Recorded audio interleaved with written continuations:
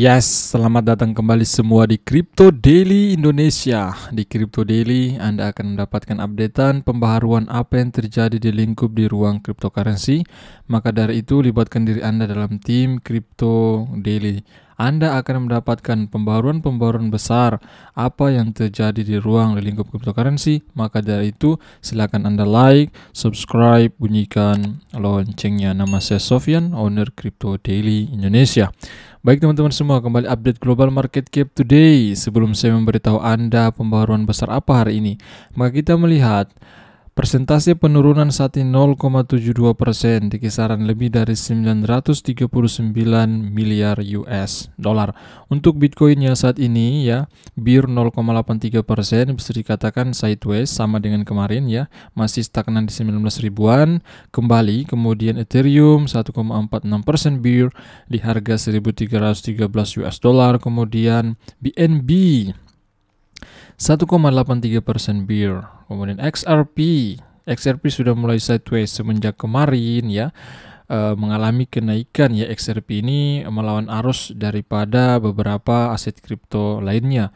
Kemudian Cardano 0,78%, Solana 1,32%. Tolong beritahu kami teman-teman, jika Anda ingin ingin membahas kripto besar apa, tulis di kolom komentar ya. Kalau token atau koin micin mungkin kami masih pertimbangkan, tetapi kalau koin teratas ya, kami bisa membuatkan untuk Anda ya, untuk membahasnya jika ada berita besar yang menurut Anda perlu diliput. Kemudian Polygon Matic 2,36%, Dogecoin 1,13%, termasuk Shiba di sini sideways 0,57%, bearish. Nah, seperti itulah updatean pembaruan terbaru hari ini aset kripto teratas dan global market cap. Next, Fear and Greed Index kembali hari ini kita update tanggal 9 Oktober. Mengalami sentimen penurunan, berada di level 22 dalam extreme fear atau ketakutan ekstrim. Kemarin level 24, ketakutan ekstrim pula saat ini mengalami penurunan karena si Bitcoinnya, global market cap pun juga mengalami sedikit penurunan. Makanya kenapa Fear and Greed Index mengalami juga penurunan. Jadi teman-teman semua, berita besar hari ini ada dari ekosistem Terra Luna, kemudian dari OpenSea, Chief Finance CFO-nya ya, CFO-nya ini OpenSea mengundurkan diri dari kepemimpinannya atau Chief Financial Officer ya. Kemudian informasi juga dari NFT, ada kabar baik juga ya, ada salah satu NFT yang terjual kurang lebih 127 ribu US dollar teman-teman. Kemudian dari Robert Kiyosaki. Nah, pada kesempatan kali ini kita berfokus pada 3 berita besar. Kami ya juga membahas tentang OpenSea ya, marketplace daripada marketplace terbesar di dunia ya, marketplace NFT terbesar. Kemudian membahas juga dari ekosistem Terra. Baik, langsung kita melihat ya, Luna Foundation Group atau LFG berbagi pembaharuan tentang distribusi sisa aset mereka. Nah, Luna Foundation Group atau LFG, sebuah organisasi nirlaba yang dibuat khusus untuk mendukung ekosistem Terra, telah membagikan pembaharuan tindak lanjut tentang distribusi aset yang tersisa kepada mereka yang terkena dampak DPEG UST stablecoin Terra Luna pada bulan Mei lalu itu. Nah, untuk informasinya juga ya, berita ini diambil dari U-Today ini, mengambil dari sini ya, mengambil dari LFG Luna Foundation Group. Yayasan mengumumkan akan menggunakan aset yang tersisa untuk memberikan kompensasi kepada pengguna UST yang tersisa. Ya, yayasan mengungkapkan cadangan yang tersisa menjadi ya, cadangan mereka yang tersisa mengungkapkan dari Luna Foundation Group ini ya, kurang lebih untuk Bitcoin 313 Bitcoin, kemudian 39.914 token BNB, kemudian 1.973.000 lebih AVAX atau Avalanche. Untuk UST saat ini 1 miliaran lah, 1,8 miliaran lebih UST. Kemudian Lunanya 222 juta lebih Luna. di mana 221.021.746 dipertaruhkan dengan validator. Tidak ada pembaruan lebih lanjut yang diberikan tentang keadaan aset yang tersisa sejak saat itu. Meskipun baru-baru ini ya bereaksi terhadap tuduhan 3.313 BTC yang dipindahkan oleh Do Kwon. Jadi baru-baru ini memang ada tuduhan datang dari Jaksa Korea Selatan ya, dari pihak Korea Selatan otoritas, bahwa pihak si Do Kwon, Terraform Labs kemudian ya dan kawan-kawannya itu memindahkan kurang lebih, ini hanya sebuah dugaan ya, 3.313 BTC teman-teman. Jaksa Korea Selatan menuduh bahwa 3.313 Bitcoin dipindahkan dari pertukaran KuCoin dan OKX oleh dompet TVL, Terraform Labs, yaitu pendirinya si Do Kwon. Tetapi hal ini dibantah ya oleh Luna Foundation. Namun Luna Foundation membantah tuduhan tersebut dengan menyatakan bahwa pihaknya belum membuat dompet baru atau memindahkan BTC atau token lain yang dipegang oleh LFG sejak Mei 2022 lalu, awal daripada runtuhnya ekosistem Terra. Kemudian Do Kwon juga membantah pembekuan lebih dari 40 juta US asetnya di dua bursa oleh Jaksa Korea Selatan. Ini kami juga sudah bahas sebenarnya di beberapa video yang lalu. Jika kalian tidak ingin ketinggalan berita-berita besar dari kami setiap hari, maka libatkan diri Anda dalam tim Crypto Daily Indonesia, teman-teman semua. Next, kita akan berkunjung ke OpenSea. Pembaruan OpenSea, CFO OpenSea, Sea Finance Offering ya, atau jika teman-teman tidak tahu, ini itu merupakan CEO ini pimpinan dalam suatu perusahaan yang bertindak di bidang keuangan lah bisa dikatakan, atau Chief Financial Officer ya maksud saya tadi, atau CFO.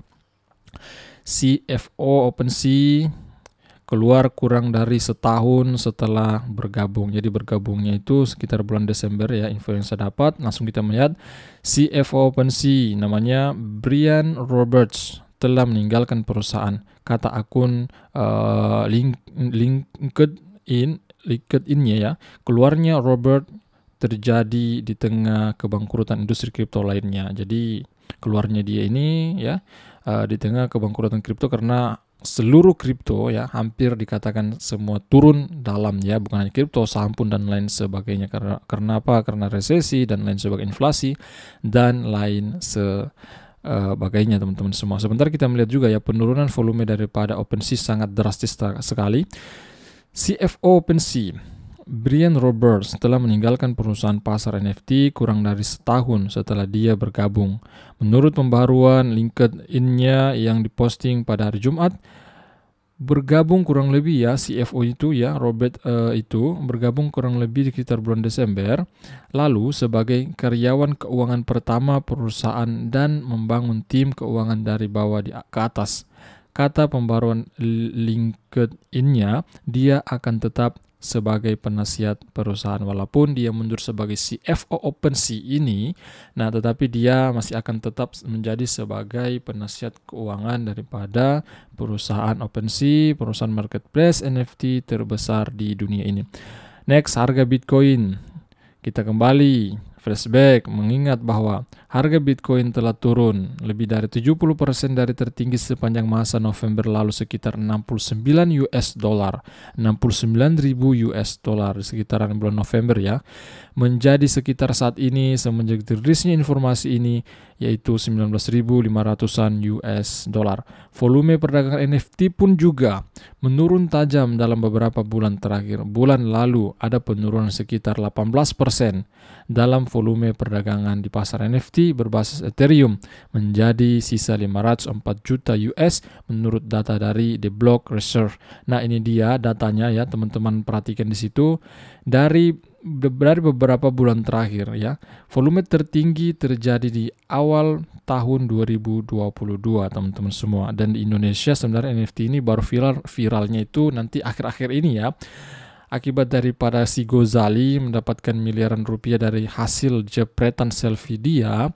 Hanya selfie saja teman-teman ya, tetapi hasil selfie yang dia itu ya bukan hanya sekali dua kali, tapi semenjak dari tahun 2017 dia konsisten memposting kemudian menjual koleksi NFT-nya di OpenSea, dan ternyata artinya ternyata dia mendapat keuntungan dari hasil NFT-nya tersebut, hasil jepretan selfie-nya tersebut kurang lebih miliaran rupiah ya, kurang tahu berapa miliar pastinya, tetapi itu miliaran rupiah.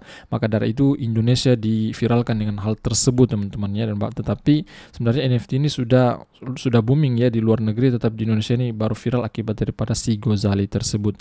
Nah teman-teman lihat volume perdagangan di bulan Januari 2022 mencapai tembus di 4,98 miliar US dollar.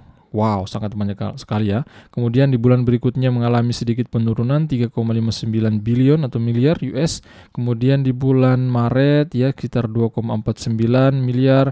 Kemudian di bulan April naik lagi ya sekitar 3,49 miliar. Kemudian di bulan Mei mengalami penurunan 2,6 bilion. Kemudian semakin menyorot ya, artinya semakin menurun ya.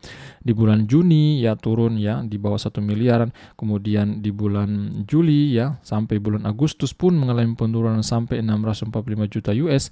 Nah saat ini kemudian Anda lihat di bulan September juga turun, dan saat ini ya semenjak dirilisnya berita ini mencapai 33 di bulan Oktober ini ya, masih sementara berlangsung, kita menunggu penutupan di bulan Oktober, kisaran 33,67 juta US dollar sementara ini ya, seperti itu. Tetapi konsisten mengalami penurunan dari beberapa bulan terakhir ini ya. Kita tunggu saja apakah ke depan ketika Bitcoin dan seluruh aset bisa mencapai titik tertingginya kembali, apakah mampu si OpenSea ini ya volumenya kembali bisa mencapai harga tertinggi juga ya. Tolong beritahu kami bagaimana sih arah market ke depan ini, apakah akhir tahun 2022 ini atau 2023 dan atau 2024 mendatang teman-teman. Silakan tulis pendapat Anda di kolom komentar, beritahu kami. Next, berita lain dari NFT dari OpenSea. Kolaborasi NFT David Bowie langka dengan Fewocus dijual sekitar ya, hasil NFT-nya sekitar 127.000 US dolaran teman-teman. Nah token yang tidak dapat dipertukar atau NFT dalam koleksi eksklusif The Bowie Estate dengan OpenSea dijual pada Senin malam seharga 96,5 Ethereum atau sekitar 127.000 US dollar. Jika kalian penasaran, nah jadi si Fewocus ini ya umurnya itu 19 tahun teman-teman. Nah ini orangnya ya, Fewocus dalam bangkitnya menjadi bintang seni digital. Nah ini dia dikabarkan bahwa dia telah berhasil menjual baru-baru ini hasil karya NFT-nya kurang lebih berapa tadi, 127.000 US dollar, dan saya kira masih banyak lagi hasil karyanya lain yang terjual teman-teman semua. Nah mungkin itu ya update hari ini tentang OpenSea. Kemudian dari Robert Kiyosaki menjelaskan mengapa dia membeli Bitcoin, mengutip dana pensiun dan inflasi teman-teman ya. Kenapa Robert Kiyosaki akhir-akhir ini menyarankan, artinya di Twitternya itu menyuruh kita, sebenarnya bukan hanya membuat kode teman-teman, bahwa kita harus berinvestasi di emas, perak, kemudian juga Bitcoin akibat daripada inflasi yang sangat tinggi ini. Robert Kiyosaki telah menjelaskan mengapa dia membeli Bitcoin, mengutip inflasi. Ia merinci bahwa dana pensiun berinvestasi dalam cryptocurrency, menambahkan bahwa mereka tahu uang palsu, saham dan obligasi adalah roti panggang. Mengapa saya membeli Bitcoin? Dana pensiun adalah bisnis investasi terbesar di dunia ini, kata Robert Kiyosaki teman-teman. Nah itulah updatean hari ini, beberapa berita besar. Maka dari itu saya menginformasikan kepada Anda, jika kalian tidak ingin ketinggalan informasi setiap hari apa yang terjadi di ruang cryptocurrency, maka dari itu libatkan diri Anda dalam tim kami, tim Crypto Daily Indonesia. Nama saya Sofyan, owner Crypto Daily. Sampai jumpa video berikutnya. See you, bye bye, bus.